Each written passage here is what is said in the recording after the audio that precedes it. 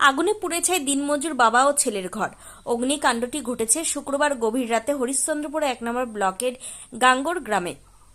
আগুনে পুড়ে ক্ষতিগ্রস্ত হয়েছে বাবা আনজাফুল হক ও ছেলে মানোয়ার আলীর একমাত্র শোয়ার ঘর। পাশাপাশি রান্নাঘর ও গোয়ালঘরও পুড়ে গিয়েছে। স্থানীয় সূত্রে জানা গিয়েছে, এদিন রাতে হঠাৎ করে ছেলের বাড়িতে আগুন ধরে যায়। মুহূর্তের মধ্যে আগুন ছড়িয়ে পড়ে বাবার বাড়িতে। এরপর রান্নাঘর ও গোয়ালঘরে আগুন ধরে যায়। দাউ দাউ করে জ্বলতে থাকে ঘর। স্থানীয়রা ছুটে এসে আগুন নিয়ন্ত্রণে হাত লাগান।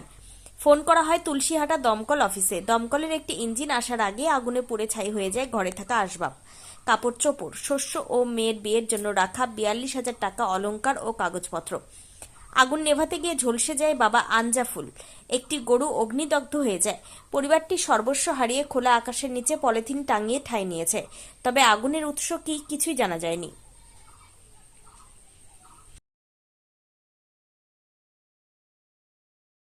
যখন আগুন লাগে আমরা তখনই এসেছিলাম। তো যেহেতু গভীর রাত্রের ব্যাপার, সবাই ঘুমের অবস্থায় ছিল। আমরা চেঁচামেচি শুনে যখন এখানে আসলাম তো দেখছি যে সর্বপ্রথম শোয়ার ঘরে আগুন। এখানে যদি গোয়াল ঘরে আগুন থাকতো তাহলে বোঝা যেত যে না ঘুরটুর দিয়েছিল, তো ঘরের আগুনে হয়তো গোয়াল ঘরে আগুন লেগেছে, তারপরে শোয়ার ঘরে আগুন গেছে। কিন্তু এখানে দেখছি যে সর্বপ্রথম কিন্তু শোয়ার ঘরে আগুনটা, একটা রুম জ্বললো, একটা রুম জ্বলার পরে দ্বিতীয় রুমে কিন্তু আগুনটা এসছে। এবার আমরা গ্রামবাসী যথেষ্ট চেষ্টা করেছিলাম আগুনটাকে কন্ট্রোলে আনার জন্য, কিন্তু আনতে পারিনি। যেহেতু এখন ইসের সিজন, গরমের সিজন, টিউবওয়েলেও পানি এসছে না, আর আশেপাশে কোনো মার্শালেরও কোনো ব্যবস্থা নেই। এবার আমরা তড়িঘড়ি করে এবার দমকলকে খবর দিই, কিন্তু দমকলে আসতে কিন্তু এখানে 1 ঘন্টা লেট করেছি। ততক্ষণ আমাদের বাড়ি ঘর যা ছিল সমস্ত কিছু জ্বলে শেষ। এবার বাড়িওয়ালার কাছ থেকে আমরা জানতে পারি ওই মোমেন্টে যে মেয়ে বিয়ে দেওয়ার জন্য ওর বাবা ছেলেটার বাবা ৪২,০০০ টাকা রেখেছিল। একটা মেয়ে আছে, আর ছেলেটা যেহেতু বাইরে খাটে পর্যায় শ্রমিক, ওরও টাকা ছিল। আমরা একটা সুতাও বাইর করতে পারিনি। গ্রামবাসী বাস খালি দৃশ্যটা দেখতে পেরেছি এতটুকু। বাকি আমরা যে হেল্প করব যতদূর পেরেছিলাম, আশেপাশের বাড়িগুলো আমরা বাঁচাতে পেরেছি। যে যাক একটা বাড়ি জ্বলছে কিন্তু কম, আপাতত এইটি বাড়িকে আমরা রক্ষা করি। এই হিসাবে আমরা সমস্ত গ্রামের মানুষ আমরা এই আশেপাশের বাড়িগুলোকে রক্ষা করতে পেরেছি। বাকি কিন্তু এই বাড়ি রক্ষা করতে পারিনি।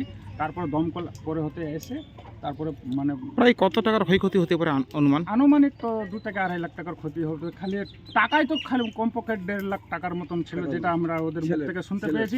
এবার কাপড় চোপড় যেমনি বললো যে 10 কুইন্টালের মতন প্রায় খালি ধান ছিল, যেহেতু অন্যজনার ছিল। তারপর চাল ছিল, সরষা ছিল 1 কুইন্টালের মতন। আর কাপড় চোপড় তো কত টাকার হবে একটা আনুমানিক লাগাতেই পারেন। সমস্ত আসবাব জ্বলে গেছে, কিচ্ছু বাঁচাতে পারিনি। একটা সুতা যে বাইর করবো ঘরের ভিতর থেকে, আমরা ওটাও ক্ষমতা করতে পারিনি। আগুনের যে তাপ আর আগুনের। পরিবারের কেউ কেউ আগুনে হতাহত হয়েছে, জখম হয়েছে? না, পরিবারের কেউ জখম হয়নি, খালি ওর বাবা হয়েছে, মুখটা একটু পুড়ে গেছে, আর একটা গরু জ্বলে গেছে। বাকি কেউ মানুষের কোনো ক্ষয়ক্ষতি ওরকম হয়নি। পরিবারটার কি অবস্থা, কিভাবে তারা দিন? পরিবারের অবস্থা খুবই খারাপ।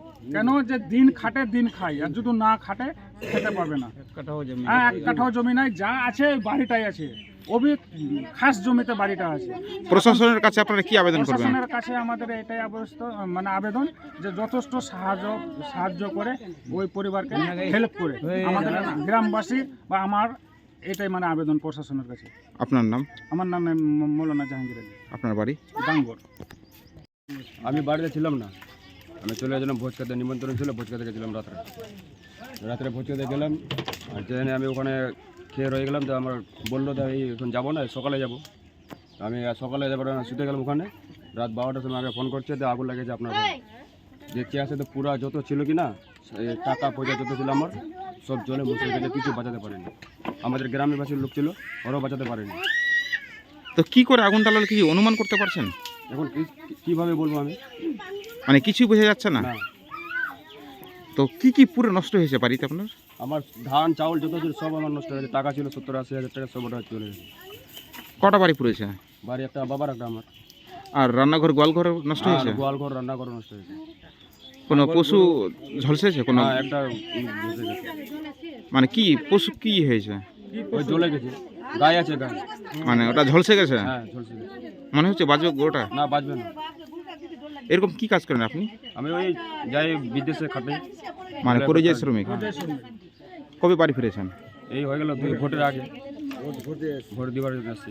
তো এখন তো সব সর্বহারা, এখন আবার কি বাইরে যাবেন কাজ কি করতে? করবো, বাইরে যেতেই হবে। তো এখন কিভাবে থাকছেন এখন?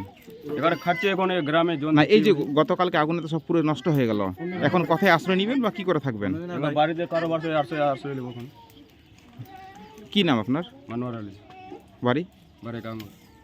আপনার পরিবারের কোনো সদস্য কি নেশা বা দীর্ঘদিন ধরে মানসিক রোগের মতো সমস্যায় ভুগছেন?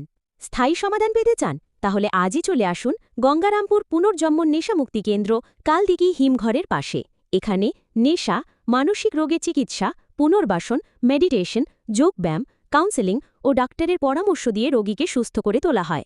আপনার প্রিয়জনকে সঠিক পথে ফিরিয়ে আনতে সর্বদা পাশে আছে গঙ্গারামপুর পুনর্জন্ম ডি অ্যাডিকশন সেন্টার এবং চ্যারিটেবল ট্রাস্ট। আমাদের ঠিকানা দক্ষিণ দিনাজপুর, গঙ্গারামপুর, কালদিঘি হিমঘরের পাশে। যোগাযোগ 8670149220।